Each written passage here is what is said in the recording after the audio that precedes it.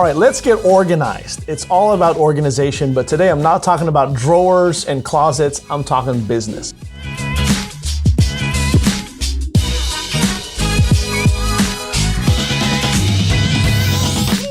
Hey there, Enterprisers, what's good? It's Jason Ligo here again, and in this video I want to talk to you about how to organize your business, right? More specifically, how to organize your business life, because you do lead a life that is driven by your business, right? Or at least it's one of those things where you build a business around your lifestyle, hence the name and the term lifestyle business. With that said, you want to make sure that you have some things in place and that you're operating a certain way. That's how you achieve this whole work-life balance, but it's also just a good way to go about being productive in your life and in your business life. Because again, when it comes to this, one usually scratches the other, right? The dog wags the tail, or the tail wags the dog, however you want to put it, but you get the idea. These things go together in tandem, so let's talk about it without further ado, how to organize your business life. Number one, drive to digital, right? Drive to digital.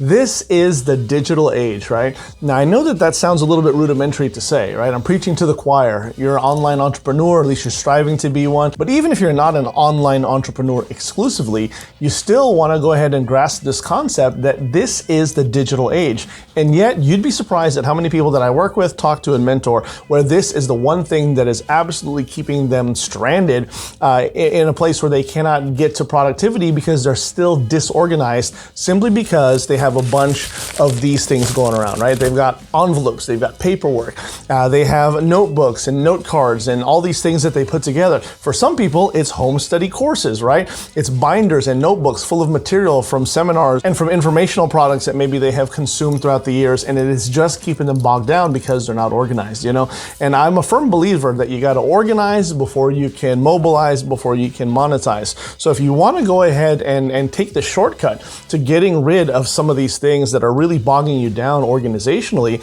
it really is to go digital. You can literally cut in half the amount of clutter that is on your desk simply by going digital. And again, I want to go ahead and point out, this really is something that is overlooked. Again, even with the online entrepreneurs that I work with, when they get first started, you wouldn't believe how much stuff is keeping them down simply just by way of taking notes, right? And I'm all for those things, but I am telling you what, if you can find a conviction about it, and if you can get serious about going digital as much as possible, you're going to find that this does tremendous things for you. In my case, I totally understand why someone wants to keep physical stuff around. You know, there are probably some things that you probably cannot get away from, at least not 100%. I get that more than anybody. For those of you who don't know, not only am I an online entrepreneur, but I'm also a full-time pastor as well as an educator. I teach in our school. And so as a result, I've got textbooks lying around. I've got papers and things like that. But I tell you what, there would be so much more of that going on if I wasn't absolutely religious and fanatical about this thing about going digital as much as possible. So think about the things that you can do simply by going paperless, right? Everything from bank statements to invoices, even to things like your car registration, right? You can actually do that digitally too, depending on the state and municipality that you're living in. Whatever you can do to go digital, go paperless, right? There is no point in keeping some of these things in paper if you can access it online. And one thing that always comes up when it's regards to that is a lot of people will say as an argument, well, you know, I feel more safe if I have a paper copy. But let me tell you something, that's actually a fallacy. There's not a whole lot much more safe in you keeping something where someone can take it from you as opposed to it being in a cloud somewhere.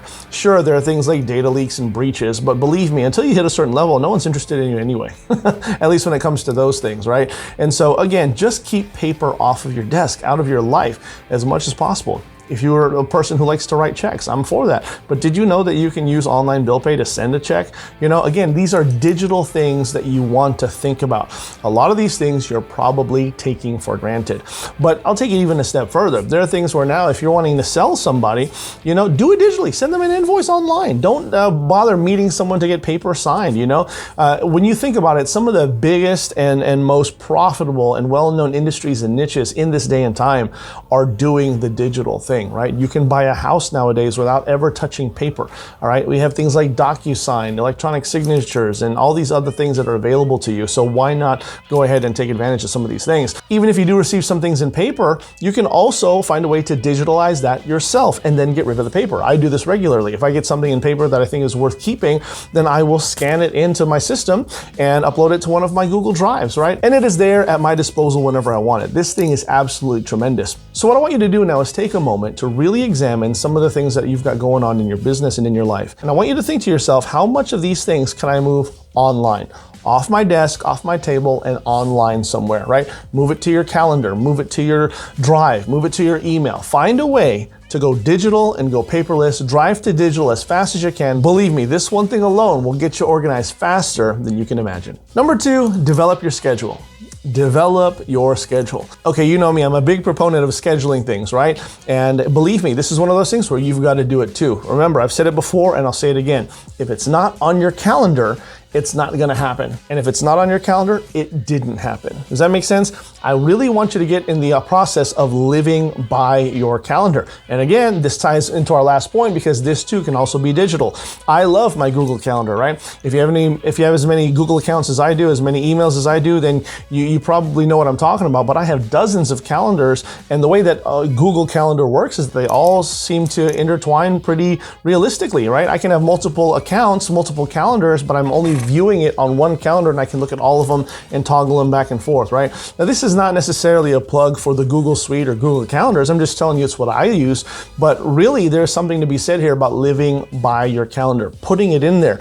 And believe me, you might be one of those people who you think you have time management down, but the more that you grow in your business, in your life, take on more responsibilities, lose some responsibilities, it's going to become so much more important and vital for you to put these on a calendar so that you can keep track of it all. And this is one of those things where you have to continue to cultivate it, look at it, and you can't just throw things on the calendar and leave it there for years. I mean, you can, but that's going to take away from your productivity if that is no longer a valid item, which is why I use the word develop your schedule. Don't just create one, develop it. It's a constant, ongoing, evolving thing. Look at your schedule religiously and say, okay, do I need to continue to do this? And after you complete a task, you look at it next time and say, okay, how much time did it really take? And then you can manipulate the amount of time on that particular calendar item going into the next season or into the next time that you have to do it. This is especially important when it comes down to one-on-one appointments or appointments of any kind. But for those of you who are in the information business, for those of us who are doing coaching and consulting, believe me, this is a way to knock things out in a fabulous manner that continues to be profitable to you many, many times over. At the very least, it gives you some time back that you can reinvest elsewhere. All right, or with certain people, right? I know of some people entrepreneurially who they schedule everything, including their personal time with their family. And I know you think that's weird, right? Your parents and your kids are supposed to have access to you all the time. Is that really true? I don't know. In my case, I love using my calendar not only because of what it tells me, but for what it tells other people as well. Here's what I mean. You might have someone who's in the coaching business. Maybe you're wanting to get into the coaching or consulting business and people want to ask you for a minute of your time. Well, you can simply tell them, listen, hey, here's what I have available, right? And if you have a feature where people can see portions of your calendar, at least by an availability standpoint, then it really, really shows them and illustrates to them and reinforces one point, which is means the biggest amount of profitability to your system, and that is this: my time is limited. Therefore, my time is valuable, right? I cannot stress this enough. And it's funny, this is not just a psychological piece. It's very, very true. It's very, very applicable. For me personally, I want to work with a person who has limited time, right? For a couple of reasons. Number one, it shows to me that they're credible. I've seen this, and many times over, this has proven itself to me.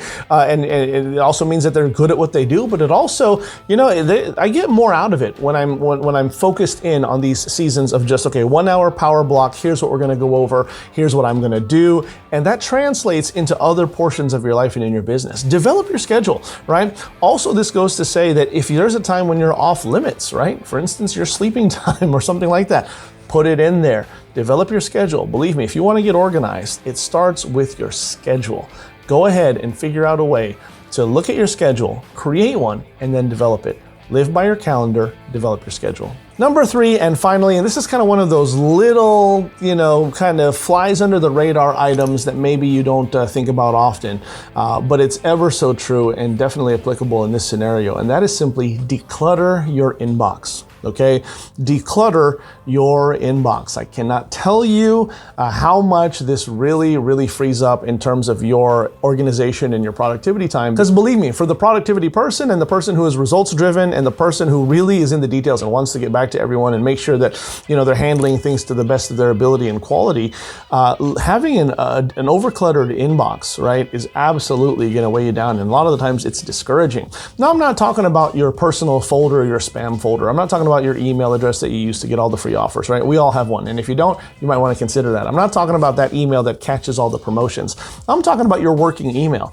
And this is one of those things too, where you're going to find that over time, again, just like your schedule, your inbox is going to fill up a lot, whether it's return requests, customer service support, messages from your team wanting details on how to further something. Believe me, this comes about more than you might think. And the more that you go, your inbox becomes very full, simply because this is how you're communicating with everybody, your team, your customers, your prospects, and so on. And so you want to go ahead and consider those things. But one of the best things you can do is declutter your inbox, really. Now, I understand you're not going to be able to work on every email and respond to every email in real time. It's just not realistic, especially if you're a time person. I get all that. And I'm not suggesting you do that either. I'm a big proponent of, okay, let me go ahead and set aside an hour or two that is just dedicated to responding to emails that are not urgent. I'm a big fan of that. But even still, if you live by that and you don't handle decluttering your inbox properly, you're going to get overwhelmed with emails. And then when your 2-hour block shows up, you're going to waste half of that time being lost to the fact that you're trying to sort to see which ones you should prioritize first. So when your emails come in, find a way to declutter it. Find a way to declutter it. Obviously, if it's something that you can pass on and delegate to someone, then do that immediately. I strongly recommend that. The other thing is, go ahead and read through some things and then go ahead and determine which ones are the ones that you should prioritize and then follow a system accordingly. For me personally, one of the things that I like to do is I like to read the email and then either I will star it to revisit it or I will leave it unread, knowing that that's something that I need to come back and show priority attention to, right? So if it's unread, then I handle it first, but I'm only going to leave it unread after I've read it. Does that make sense? It's a little bit confusing, but hear what I said. I read it to see what it is, headline, and at least the top portion of the paragraph, so I can get the gist of what's going on. And then if it's super urgent and I can't deal with it now, then I will go ahead and unmark it, right? Or unmark it unread, so that I will be the top of my priority list later on. Everything else, I put a star by it, and it reminds me to come back and revisit it. After I've handled it, then I remove the star and I clear it, right? All of this also, again, goes hand in hand with the things that I can pass off and can't pass off to other people, because I'm always looking to do that. And it's a great way to train your team, show them that they're valued, and give them work to do, right? If it's something that you can pass on to someone else, pass it on to someone else, right? You don't have to be every department. You might need to feel that way at first, but believe me, you don't need to be every single department every single hour of the day. So find a way to delegate it, but then find also a way to declutter it, most importantly. Find your system that works for you. That's what works for me.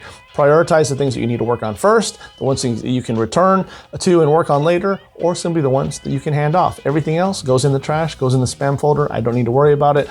And interestingly enough, if you take that attitude, if it's urgent enough, maybe it wasn't expressed to you or communicated effectively at first how urgent it is. If it really is urgent and it really starts to impact and affect other things in your life and business, believe me, it'll find its way to you again, right? So be careful about that. But believe me, I think you understand what I'm saying. Just declutter your inbox. When you have a clear inbox, right, you will think clearer and you'll operate clearer and you'll do better.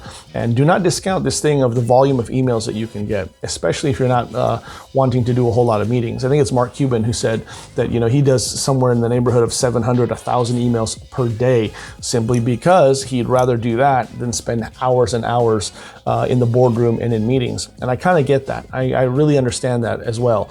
And do you think he is literally wasting every minute of every day responding and dealing with every item in all of those emails? Of course not. What is he doing? He's delegating. He's reprioritizing. He's decluttering. Find what works for you. Get on this right now. Declutter your inbox. There you have it, my friends. Listen, I hope this was helpful to you. Go ahead and let me know now, which one of these have you taken for granted, and which one of these are you going to start implementing more and more in the days ahead? You know what to do now. Subscribe and hit the notification bell. That way you don't miss out on any more hot new content that I got coming down the pipe just for you. This is Jason Ligo with Always Enterprise. I'll see you next time. Take care.